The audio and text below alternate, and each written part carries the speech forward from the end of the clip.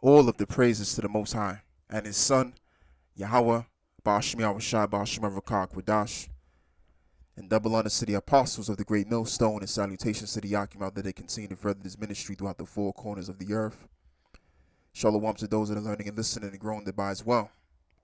It's the brother Mark come, and I want to respond to this video, man, of Vocab alone sitting down with Sarnetta on his channel, Sarnetta TV, doing the usual, speaking up against the Israelites as to why the Israelites are so wrong in their doctrine. And this individual, man, speaking of Vocab alone, he's been on us since 8 years, as I believe it to be. And that shows you something, man.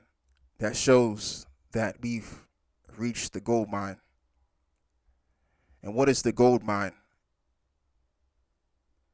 Knowing that we are so-called black men, so-called Latino, Native American Indian, because they like to call us the black Hebrew Israelites, which we're not black Hebrew Israelites. We don't call ourselves black anything. All right, because we're not black.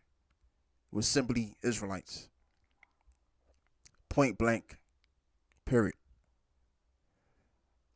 Like I said, you have the Latinos, so-called, and you have the so-called Native American Indians that are involved. This truth. Okay? So, there's no black in this thing. And like I said, we don't declare ourselves as being black. We're just simply put as it is, according to as it is written in the Bible, Israelites. That's what we are. You know? And the goal of these Edomites has always been the case of making sure that we stay down, because they know the truth as to who we are and who are we. We are the Israelites. That's what I'm going to keep on saying. You know, and if the Israelites wake up to who they are, then they're going to keep the laws, they're going to keep the statutes and commandments, and therefore the world is going to change, because they know our history. They know the fact that when the Israelites went off, they went into captivity. So Esau knows that if we continue to disobey the commandments of God, then we will always remain at the bottom. We will always stay in a very hellish condition while they look down and they can sleep good at night knowing that they got us under derision. But we're in a time where that's not going on out there anymore on this earth, but rather something different is happening. And what's happening is there's an awakening of the elect of the nation of Israel, and they're finding out who they are. They're the Israelites, and they're keeping the commandments. And while they're doing that, their world is crumbling down. All right? And this is why it says in the book of Psalms 62, verse 4, it says, they only consult to cast him down from his excellency.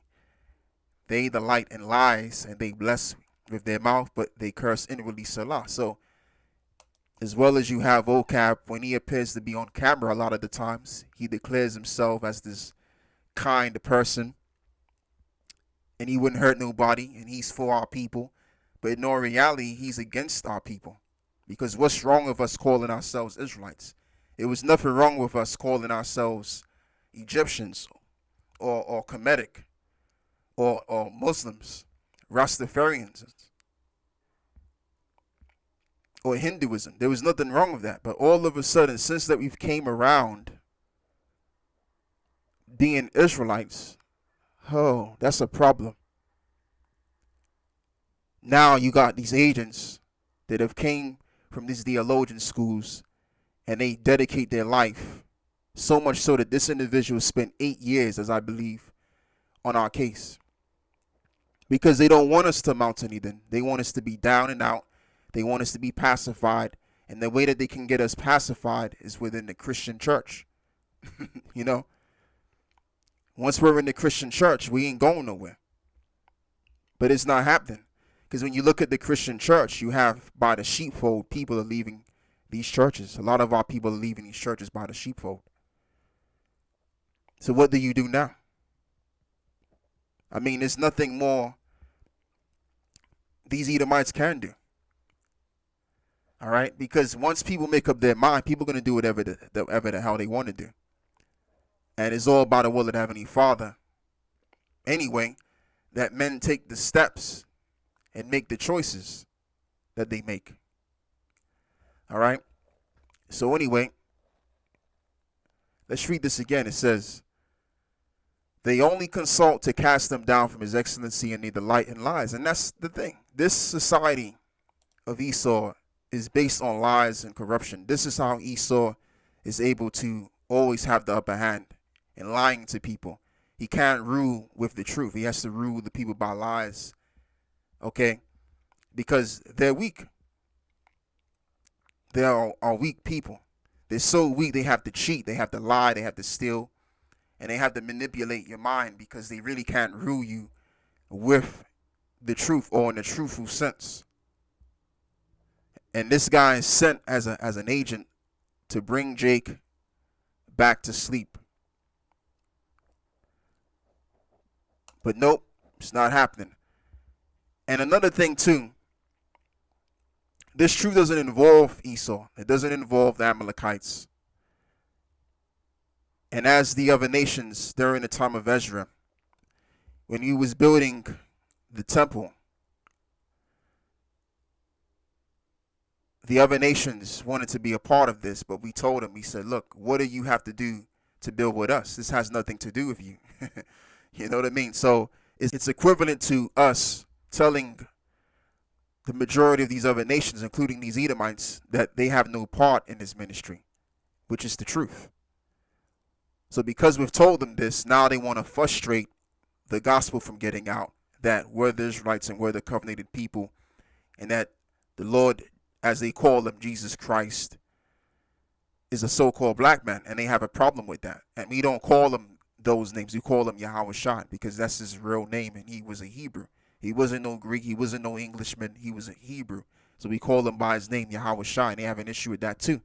So let's read this. It says, but Zerubbabel and Joshua and the rest of the chief of the fathers of Israel said unto them, you have nothing to do with us to build an house unto our power, but we ourselves together will build unto the Lord Yahweh, God of Israel, as King Cyrus, the king of Persia, have commanded us. Then the people of the land weakened the hands of the people of Judah and troubled them in building. And that's what they're doing to us, man. It's equivalent to us going out there teaching the word and letting everybody know the deal. And we're telling these other nations when they come up, whether they be Elamites, whether they be Edomites and stuff like that, we tell them, look, you're not involved in this. The other nations are not involved in this. The only people that are involved in this are the people on the sign, the 12 tribe sign, which happen to be of Negroid, Latino, Native American descent. Those are the only people that are involved in being the Most High's chosen people. All right? And they don't like that. So you have niggards like this individual, which he's nothing more than an Edomite until he shows otherwise. And even if he is an Israelite, he ain't going to make it anyway, because look what he's doing. What he's doing, he's actually going against the will of the Heavenly Father. And the ultimate will of the Heavenly Father is to set up his prophets and to deliver the kingdom. He ain't with that. So eventually, if he ain't with it, then he's going to be destroyed. Okay? Point blank at the story. So let's get the book of Acts 5. Speaking of that, it says, but if it be of the Most High, let's read verse 38 first. And now I say unto you, refrain from these men and let them alone. For if this counsel or this work be of men, it will come to naught.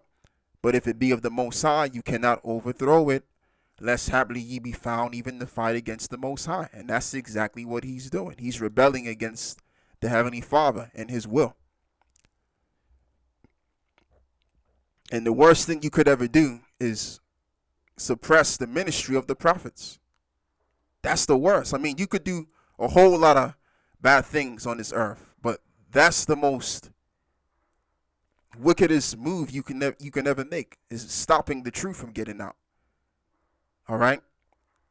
Because he's really an agent of the spiritual demon Satan, which the word Satan is from the Hebrew word shaitan, which simply means adversary. So who is he ultimately adversary of? He's an adversary of the Most High, because the Most High is doing something and he wants to stand in the way of that. He's not involved in this, and that's why he's on the move and doing what he's doing, even though he was sent. But he's also doing this of his own feelings because he's not involved in it, man. You know what I mean? Like I just said, he's not involved. And we tell him, look, you're Edomite, and because you're an Edomite, you're not involved. But rather, you're the quite contrary of being involved. You're going to be destroyed and you're going to be put into captivity. And he don't like that. But just because he don't like it, it doesn't make anything different. It's not going to change a thing or two, because he simply doesn't like the fact that we're the Israelites and he's of the ilk of a group of people that are indeed, according to the Bible, the wicked, which are indeed the Edomites. All right. So let's get the book of Hosea 1. Verse 10, it says, Yet the number of the children of Israel shall be as the sand of the sea, which cannot be measured nor numbered. And it shall come to pass that in the place where it was said unto them, Ye are not my people, there it shall be said unto them, Ye are the sons of God. Ye are the sons of the living power. And then shall the children of Judah and the children of Israel, the northern kingdom, be gathered together and appoint themselves one head, and they shall come up out of the land, for great shall be the day of Jezreel, which the word Jezreel, which means the chosen seed. All right. And we are the chosen seed, because when you go all the way back to Abraham, he got the covenant, and then Jacob got the covenant, and then Jacob's descendants continued on with the covenant between themselves and the Creator. And that's where the laws came in effect. All right. So we are indeed the seed. Actually, no, it means the seed of God. Okay. So like I said, just because he don't like it, and he's putting all of this work in, which he's giving himself a headache, he's tiring himself out, and he's yet not even come close to even destroying or suppressing the ministry completely. The ministry is still going forth of us being Israelites. And you have other Israelites out there. They may not teach the ministry the correct way, but they're teaching our people that they're Israelites, and it's gaining popularity, man. You have 1 million plus people among our people that actually believe, from sportsmen to just regular Israelites, to Israelites that have made a name for themselves in this world, and Israelites that haven't made a name for themselves in this world. They're all coming to grips with understanding that they are indeed the children of Israel. And this is highly problematic for Esau. This ain't good for Edom right now. So this is the will of the Lord. And what's of the will of the Lord, whether you stand in the way or whether you go along with it, it's not going to change a thing or two. It's going to go forth. It was written, and now is going to come to pass. All right. Deuteronomy 28, verse 37, and it says, And thou shalt become an astonishment, a proverb, and a byword among all nations, whither the Lord shall lead thee. And that's all they want us to be. They just want us to be a proverb and a byword, but more in a satirical sense. Now, when you look up the word satirical, which the word goes back to satire, which means someone that's humorous, it says drawing a piece of writing or comedy show is one in which humor or exaggeration is used to criticize something. So that's all they want to see of our people. This is why it says in the book of Psalms, as what was prophesied of David. Anyway, it says, By the rivers of Babylon, there we sat down, yea, we wept, when we remembered Zion, and we hanged our harps upon the willows in the midst thereof. For there they that carried us away captive required us of a song, and they that wasted us required of us mirth, saying, Sing us one of the songs of Zion. So all we are to them is a song and dance and a bunch of clowns, and that's what they only want to see of our people. They don't want to see our people to do anything above that, especially calling themselves Israelites. Oh, no. No. We don't want that. All right. But it's happened, and it's all due to the will of the Lord. That's why we have been stirred up pursuant to 2 Peter 3:1. Let's read this. This second epistle, beloved, I now write unto you, in both which I stir up your pure minds by way of remembrance. So Peter was telling his brethren these words, and these words apply to us even right now as it stands. Because indeed, the Lord sent men just like Peter in the way so that we can be taught once again, and we can be stirred back up in the way of the things that we remembered. Like one of my brothers in the camp, he said something to the effect of, we basically had amnesia. So when we started to go back to the things that we once knew about, everything just came back all of a sudden. You know what I mean? Just like a person that does have amnesia. They forget every single thing, and they even forget their name. But once someone comes around this particular man and tells him all of the things he did and all of the things that he once knew, it all comes back to him. And that's what the prophets of the Lord did to the minds of Israel, especially those that of the elect, and even the prophets of these times. All right, so that's all I got to say for this. I want to give all of the praises to the Most High and His Son, Yahweh Bashem Yahushua Bashem Rakah Kwadash. All of this is just a waste of time. I mean, 8 years. I mean, come on. Like I said in the beginning of the video, that just proves that we have the truth. And He knows that we have the truth. All right? Point blank, end of story, man. Shalom.